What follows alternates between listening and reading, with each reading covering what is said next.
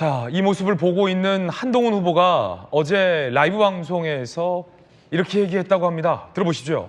지금 대선 후보 관련해서 뭐 여러 가지가 얘기가 나오는데 저는 오히려 이렇게 될 줄 몰랐던 것처럼 얘기하는 게 더 놀라운데요.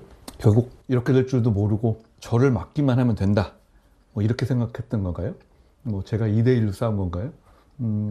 결국은 이렇게 될 수밖에 없잖아요. 이런 상황이었다면 국민들 보시기에 부끄러운 모습을 보여드리는 것 같아서 제가 마음이 안 좋습니다. 아니, 제가 어제 방송에서도 말씀드렸습니다만 김문수 후보는 4월 30일 마지막 결선 토론에서도 단일화에 관한 질문을 받았을 때 늦지 않게 하겠다라는 워딩을 사용했었습니다. 그러니까 정치를 30년째 하시는 분께서 늦지 않게라고 하는 표현을 경선 중에 사용했을 때는 본인이 후보가 됐을 때 단일화를 빨리 하고 싶은 마음은 애초부터 없었던 겁니다. 그런데 김덕수라고 하는 그 정치적인 레토릭 때문에 당원과 국민들께서 좀 현혹된 측면이 있다. 그렇게 보여지고 이 단일화의 최적 전략이라는 측면에 있어서 적어도 김문수 후보 입장에서는 이 단일화에 빨리 응할 이유가 없어요. 그렇기 때문에 이렇게 흘러갈 것이라고 하는 것은 누구나 예상할 수 있었고 그다음에 그렇다고 하면 한덕수 후보는 잘했냐라고 하면은 분명히 국민의힘 경선에 들어올 수 있는 시간이 있었습니다. 네. 4월 14일, 15일 후보 등록이기 때문에 정말로 출마를 할 거였으면 그 전에 총리직을 그만두고 국민의힘 경선에 들어올 수 있었죠. 그랬으면은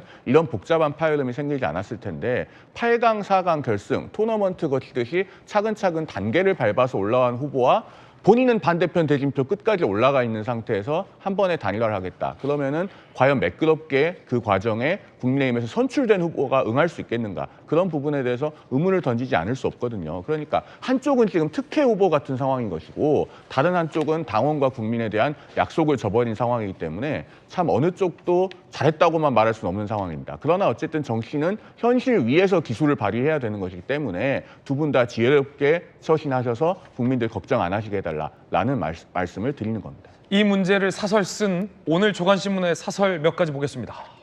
자, 먼저 조선일보 사설입니다. 후보 주변은 단일화 신경전, 탈락자들은 외면, 열세 여권의 풍경.